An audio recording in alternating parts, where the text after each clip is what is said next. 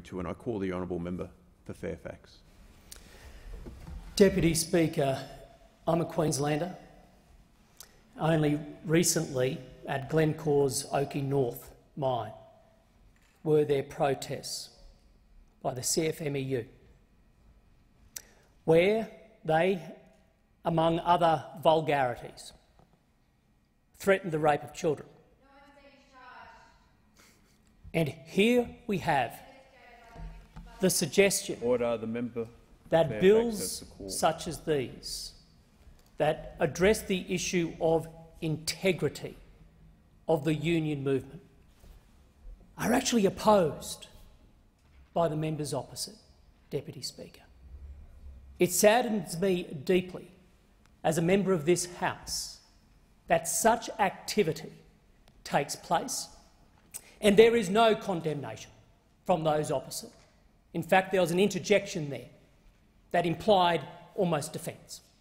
Now, we know that the Labor Party is a wholly owned subsidiary of the union movement. It's the worst kept secret in Australian politics.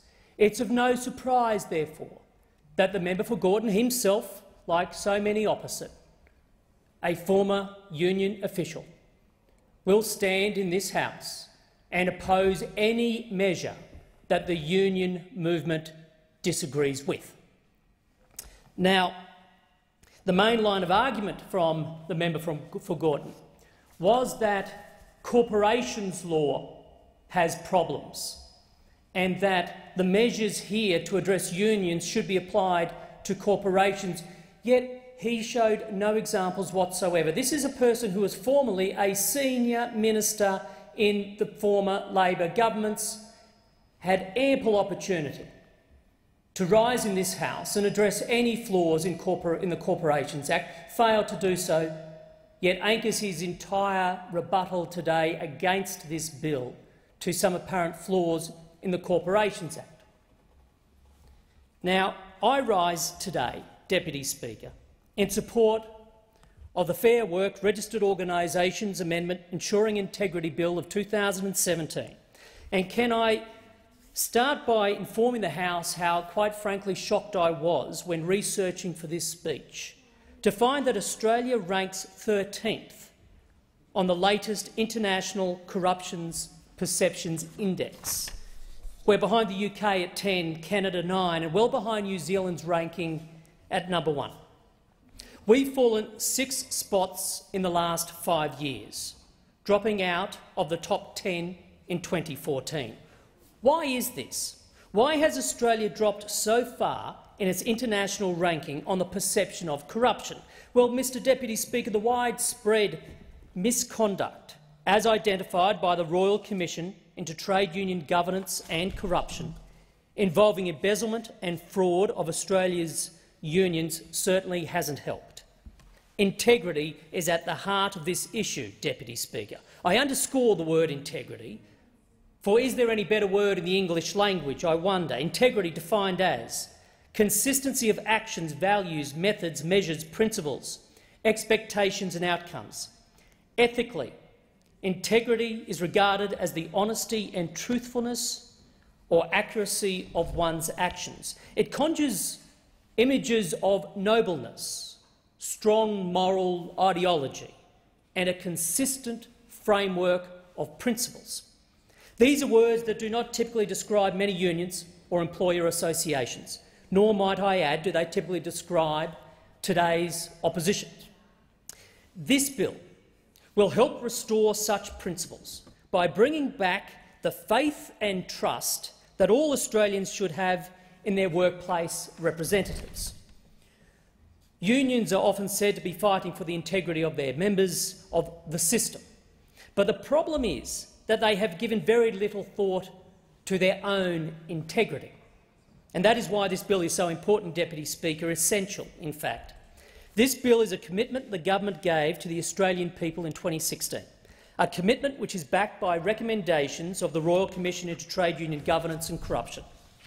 That's right, Deputy Speaker, this bill enacts core recommendations from that Royal Commission.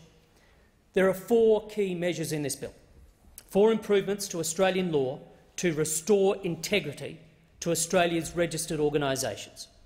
Firstly, the bill outlines the federal court's ability to disqualify an officer of a registered organisation from holding office. Why is this important? Because it relates directly to the character and suitability of someone to hold office in a registered organisation. It goes to the heart of their integrity. Not only does this bill automatically disqualify a person from holding office if they have committed an offence which is punishable by 5 years imprisonment, but it also gives the federal court the power to disqualify officers for a wide range of offences such as OH&S infringements and breaches of the building code. I would have thought everyone would agree that criminals should not be allowed to hold these privileged positions within Australian unions and employer associations. Australian workers deserve far better than that, Deputy Speaker. The opposition has a contrary view. Secondly, the bill details the ability of the federal court to cancel the registration of organisations. The bill proposes that the federal court have the ability to deregister or sanction a registered organisation on the grounds of non-compliance, obstructive industrial action or corrupt conduct. The opposition disagrees with that, Deputy Speaker. This bill will ensure the court can cancel registrations where an organisation or its senior officials have repeatedly broken the law, breached their duties or have failed to put their members first. The court can also apply these cancellation standards to one or more parts of an organisation. Thirdly, this bill considers the circumstances under which the federal court can send dysfunctional registered organisations into administration. To ensure we don't encounter the problems experienced when the Health Services Union went into administration in 2012, this bill provides clear steps for the federal court.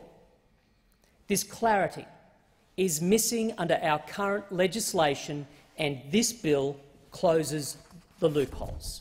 This bill proposes that the court can appoint an administrator to all or part of a registered organisation when financial misconduct has occurred or its officials have repeatedly broken the law or breached their duties, and yet the opposition opposes such measures, Deputy Speaker.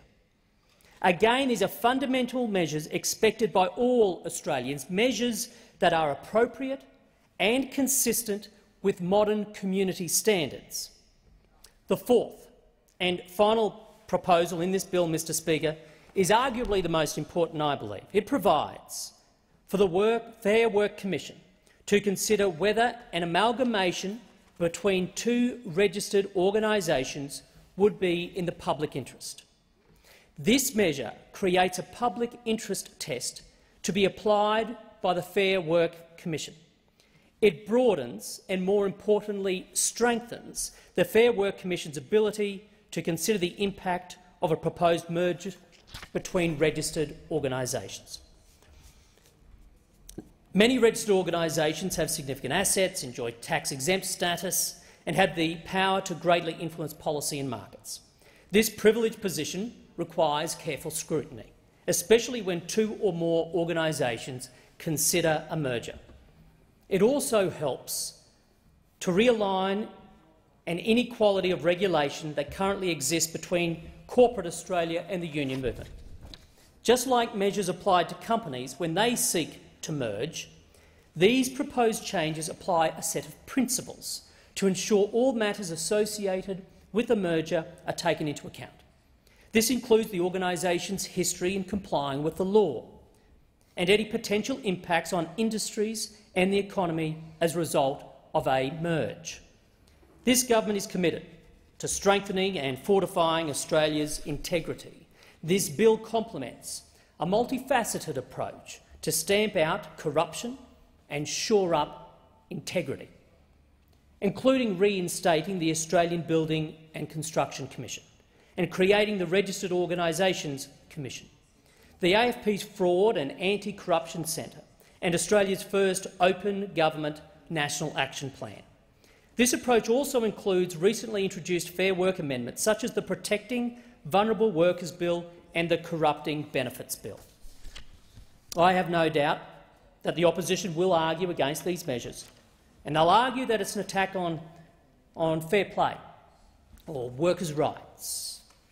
But workers' rights, Deputy Speaker, surely what Australian workers should have is a right to fair and honest representation by people who can be trusted, by people with integrity, Deputy Speaker.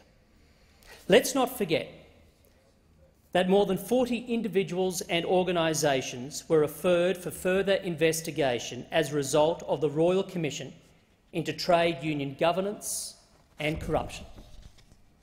And so this bill and other amendments to the Fair Work Act are an ideal opportunity for the opposition not to oppose, but to join with us, to join with the government, to instil some integrity and trust back into the union movement. Hear, hear.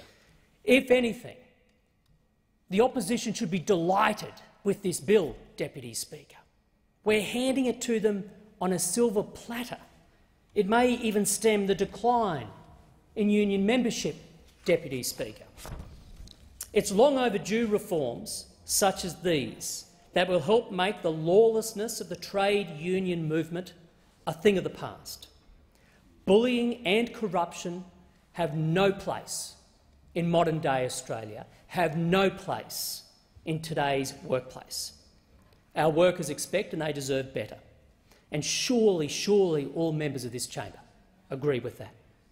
I support this bill, Deputy Speaker. I commend it to the House because I believe it will help ensure those who are charged with representing Australian workers will act in their best interest, the interest of their workers.